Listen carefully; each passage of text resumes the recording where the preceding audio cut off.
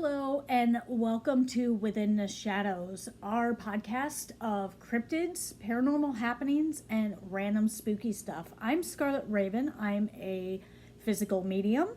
And I'm Ikaika, the scientific skeptic. Please be sure to subscribe, like, and comment on YouTube and follow us on Anchor and Spotify so you don't miss a single episode. In this episode, we take a look at America's Stonehenge. Now, this maze-like feature of stone is an archaeological site consisting of a number of large rocks and stone walls scattered around roughly 30 acres within the town of Salem, New Hampshire, on the east coast of the United States. The main focal point is known as Mystery Hill, which features the majority of the larger stone structures. Now, I've just heard about this place recently, so it's definitely piqued my interest because I've been all up and down the East Coast multiple times and only heard about it in the past couple years. I literally thought you have heard of and seen every type of rock Right? along the East Coast that there was, and now these show up. Right?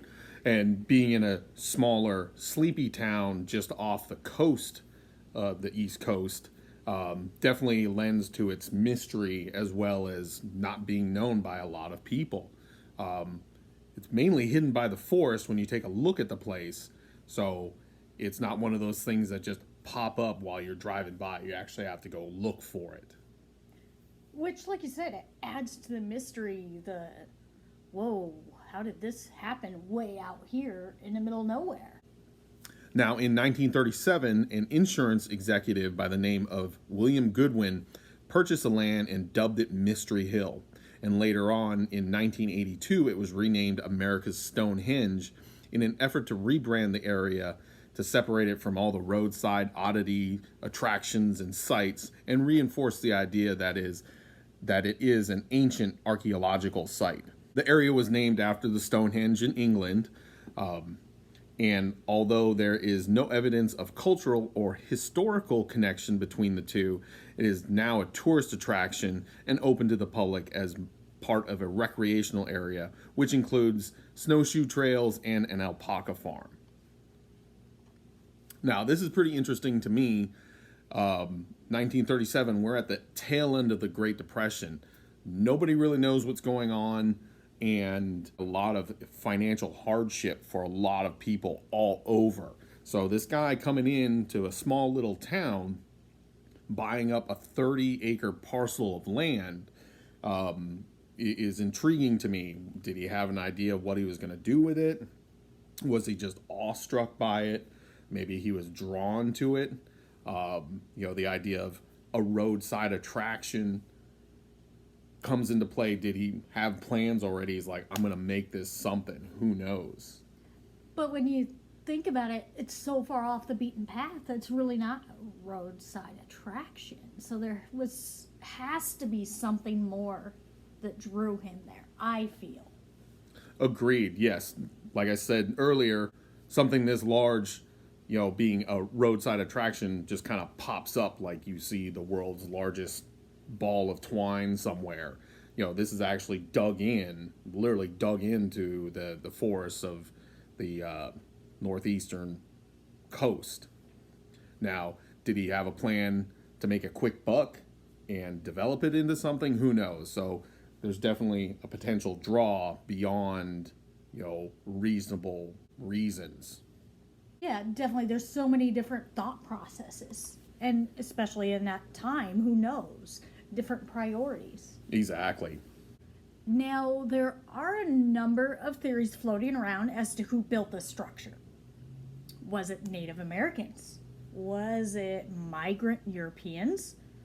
Or was it a culture that is much older? Honestly, no one knows for sure. A theory does exist that ancient Phoenicians built the site, as well as some modern scientists stating that the owner, Goodwin, had a part in creating much of the stone structure that is visible on the site today. That's really interesting. Right? Over time, you would think different cultures would be able to inhabit an old structure, say like, in the animal world, a wolf finds a cave and it becomes a wolf den. Well, he passes on, and then the next animal that comes by, say a bear. Mm-hmm. Hey, here's a den. Here is a new place to live. So he takes that over, and it now becomes a bear den. Yeah. Plus, it's left stuff for these cultures to build. There's been so many visitors to the Americas, and it would just make sense. It's like somebody new pops up from when this place was built, and they see it and be like, hey, let's just take it over. It's ours. And so goes the saying, work smarter, not harder.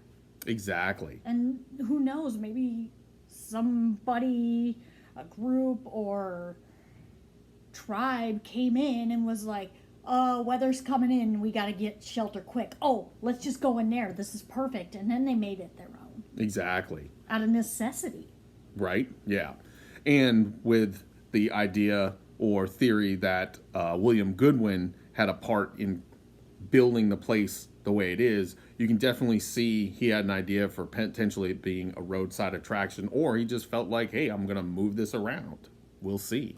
Or maybe Spirit guided him and said, you buy this property and you need to do this. Right? Just like in Field of Dreams, if you build it, they will come. Ooh.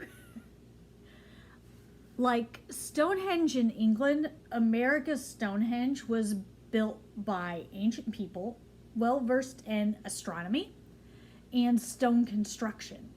Some of the stones at Mystery Hill were mined from a quarry using primitive stone tool techniques.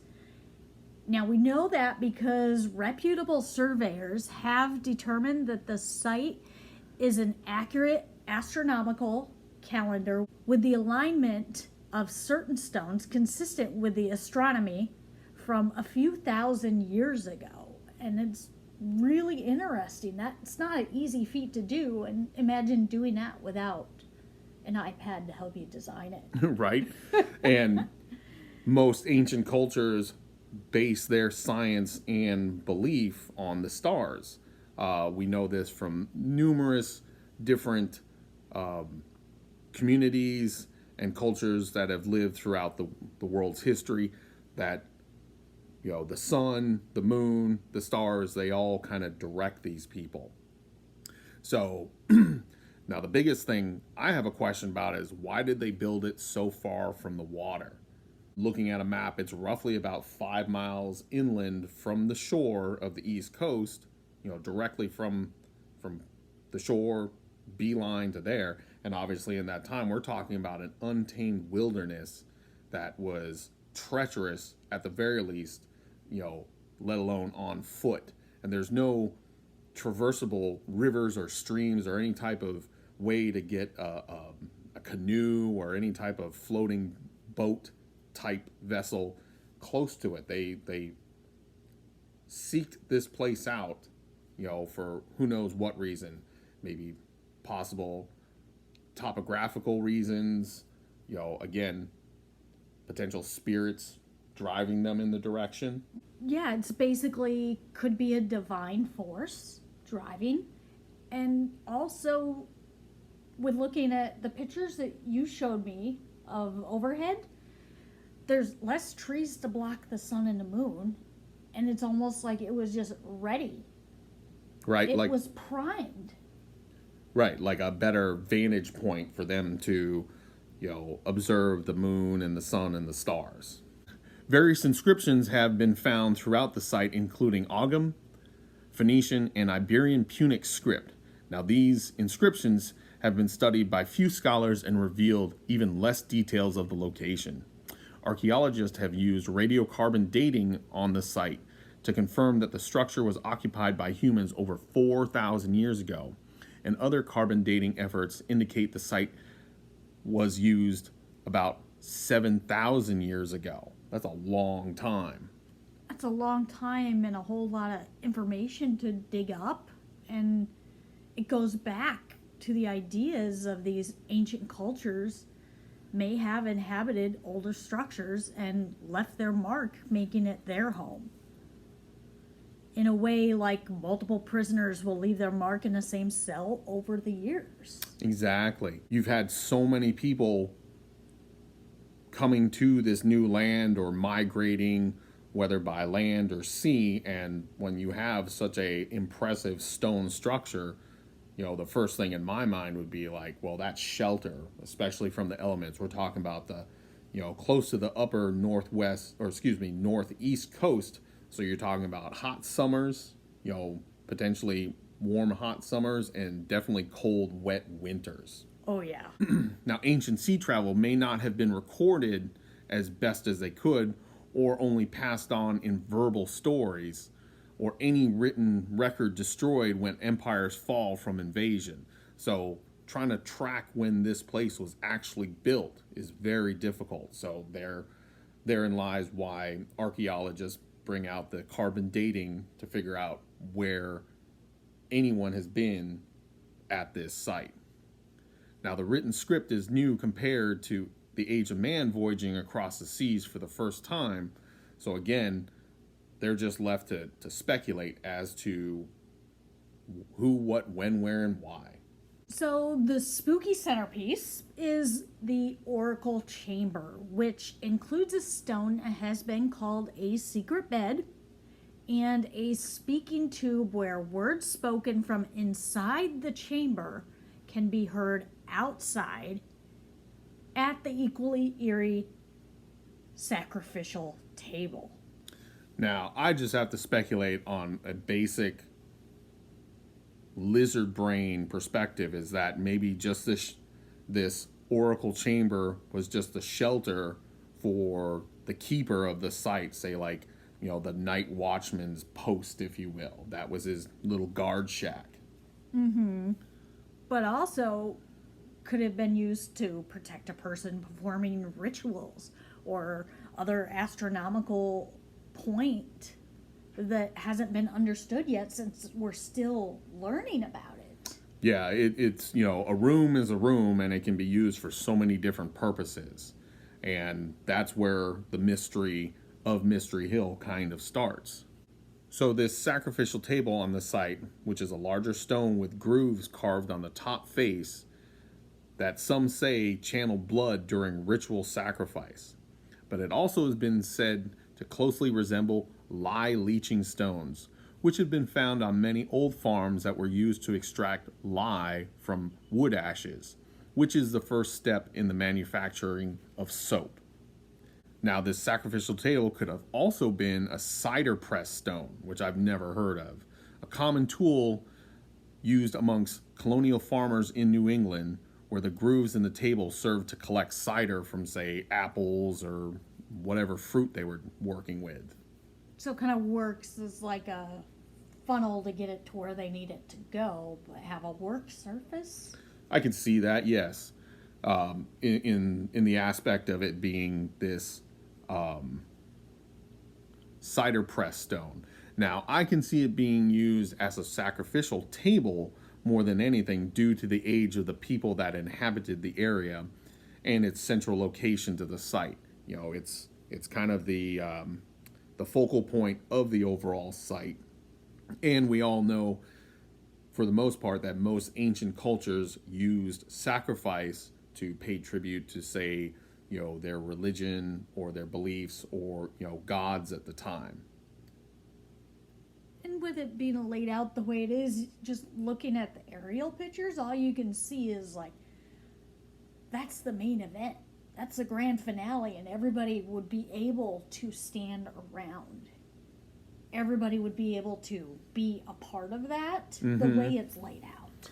Correct. Now, to kind of compare and contrast, I've been privy to seeing the birthstones on the island of Oahu in Hawaii, and these stones have been around for centuries. And they were used for women to birth the royal babies, if you will, and seeing how much blood is created by childbirth, there was a lot more erosion on those rocks in Hawaii compared to, say, the sacrificial table at this Mystery Hill site.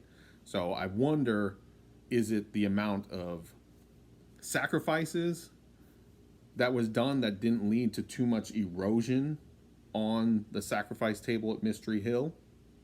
Or were they only done at certain times, say during the summer solstice? I can see that. I mean, we went to see the birthing rocks, and I can agree with your science thought process there. I'll give you that. Just that though. Now that you mentioned summer solstice, the sun travels the longest path through the sky, and that day therefore has the most daylight, and it's also referred to as the longest day of the year. Not just a Monday, but Right. any day that it happens. And it is also an indication of the first day of summer. For modern day pagans, this is a day of inner power and brightness. Some people find a quiet spot and meditate about the light and dark forces in their world. Some other observers, usually those with children, like to go celebrate outside and just enjoy the energy and let the kids run wild. Yeah, let them run wild. And, release their energy to the universe. Now, there are some observers that choose to be a little more traditional, and they would hold a fire ritual, and this could include a large bonfire or a small fire in a little safe pot in someone's house, like a cauldron, and having their own ceremony. Right, kind of like burning off the winter, welcoming summer, and one providing light and heat, but also ushering in this new season. Out with the old, in with the new. Exactly. Spring cleaning in a way. Yeah, there you go. But for the first day of summer, not spring. Whatever, it works. So, like every story location with an unknown past, Mystery Hill has not been spared the speculation of a hoax. Boo. Now, this hoax mainly centers around the original modern owner, William Goodwin. Goodwin became convinced that the location was proof that Irish monks have lived there long before Christopher Columbus, and he wanted to publicize on that myth, that Irish people came to North America before 1492. The myth was spawned by a story of an Irish priest named Saint Brennan who sailed to North America in the late 500s or 600s. His strong belief that the site was built by Irish monks led Goodwin and others to rearrange many of the stones to what they considered to be their original location to fit his theory, and may be responsible for much of the structure that can be seen there today.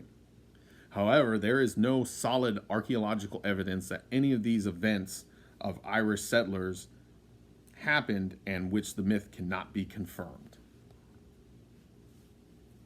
Over the time, the site has been altered by stone quarrying, and many of the stones have drill marks from moving selected pieces on the site. It's hoaxy, but with some information in there. That's a probability. Correct, yes. With the age of the site itself, who knows how many people have literally wandered up on it or knew about it and went to go visit it, much like tourists of today. Somebody heard it from somebody and they're going to go check it out. They're going to survey and kind of check out what's around them. And when you find a place like this, you definitely kind of settle down to take it all in, if you will. Now, just like ancient people settling in the site, they made it their home, possibly moving the stones around, like you said, to suit their needs and their needs for a place of worship, the astronomical site to fit their science even. And cultural belief drives people to do things they feel is right, including William Goodwin. Exactly. So it's not necessarily saying if this was him doing this that it was wrong. He was just kind of doing what everybody would have done, just like you move into a new house, you're going to maybe repaint it. If you're feeling adventurous, you're going to might take down a wall. That's what people have done, obviously, apparently, since the beginning of time. Mm-hmm. The Mystery Hill site has been a place of ghostly happenings. You knew this was coming, right? Of course. Okay, just checking. investigated by a number of experts and including paranormal researchers. Now, beginning in the 1970s, Hans Holzer, one of the pioneers of paranormal investigation, visited Mystery Hill countless times throughout his storied career, and yet he refused to discuss the dark and elusive truths buried on the site. Now, recent paranormal investigations with modern equipment have revealed the supposed presence of the Watcher, an entity known to lurk in the shadows, protecting the main site and grounds. Now, for someone like Hans Holzer to be so tight-lipped about a location, you know that there's something going on that's very intense. Hans recorded everything that he did, being just a font of information. He recorded with pictures, with audio. He's written books about the subjects that he's delved into. And for him to keep quiet about this is really interesting. It speaks volumes, honestly, because he was all about getting the information out there. He was the grandfather of ghost hunting, and not only did investigations of locations around the world, but like you said, written books, but the books are on hauntings, haunted locations, even psychic abilities, and he would always bring mediums with him to these locations. And most of them were trance mediums, so they would let literally spirit jump into their body and say what they needed to say. Yeah, so he's gathering more information than, your average pedestrian public. Now, with all this information that Holzer has shared about all these other sites, it again shows how mysterious this place is, and only recently investigative teams have been on the site and found these entities. One of them being the Watcher, the most prevalent, if you will. What is this Watcher? Okay, so Watcher. Now, that is a spirit that has been given a job. Basically, his job is to watch over the grounds and protect it, just as it says, it's a watcher. Mm-hmm. Kind of keeping an eye on everything. Now, watchers can be very intimidating to some, as obviously he's going to make sure his presence is known, everyone is respectful, not abusing the area, but also kind of letting you know, okay, let's not push the boundaries. We have some spiritual boundaries as well as physical ones, and a guilty conscience will feel, ooh, I feel like someone's watching me. I feel like my mom's telling me she's going to turn this car around and I'm not going to get any french fries. And that's basically a watcher. Right. Like ancient Egyptian god Anubis was appointed to protect the sites of Egyptian royalty, cemeteries, all these places. Ancient cultures have developed a belief system to give them more validity, going beyond the physical world, entering into the paranormal world. Mm-hmm. So along with the supposed Watcher entity, there are other entities like serpent and owl spirits and elementals that have been reported to be seen in the area, leading people to believe the theory that Mystery Hill has otherworldly connections beyond archaeological and astronomical significance. So I know a little bit about, animal guides and the symbolism of animals, but can you explain the specifics of, I guess, snakes, owls, and elementals? Yeah, for sure. Snakes symbolize protection. And they also remind you to stay connected to yourself and observe both tiny vibrations in the earth and the warmth and the smells of the air and the sky. So the connection with the snake to the elementals is very important here, as well as a protection. Gotcha. So like a snake does, it's pretty much close to the ground and it's sensing everything around it. Like you said, vibrations. It can feel it through its belly, if you will, and it can taste and smell the air with its tongue. You can never sneak up on a snake. Think of it that way. Gotcha. So he's like the all-seeing eye, if you will. Yeah, I mean, when, say, we've been hiking and we came across a snake, it's... Yeah, it was ready. Ready. And it doesn't matter if you're behind it, it knows. Gotcha. Yeah, I know that for sure. Now, in nearly all parts of the world and for thousands of years, owls have been recognized as creatures that are tied to the spirit world. While many traditions and cultures fear them for their supernatural powers, they were also praised and celebrated for their spiritual sight. Seeing how the owl was interpreted and used in various cultures opens a deeper understanding of their complexity and mysterious nature. Now, owls were often associated with supernatural signs, spiritual messages, shapeshifters, and represented the mystery of the spirit realm hidden behind the veil of darkness. Now, mystery, all of that, it engulfs this entire area. So it's no wonder. Right, and then knowing about owls, they're modern day, they're perceived as wise, and that is obviously brought on from this belief that they have an all-seeing power and behind the veil of darkness, and giving those, kind of mysterious vibes, if you will.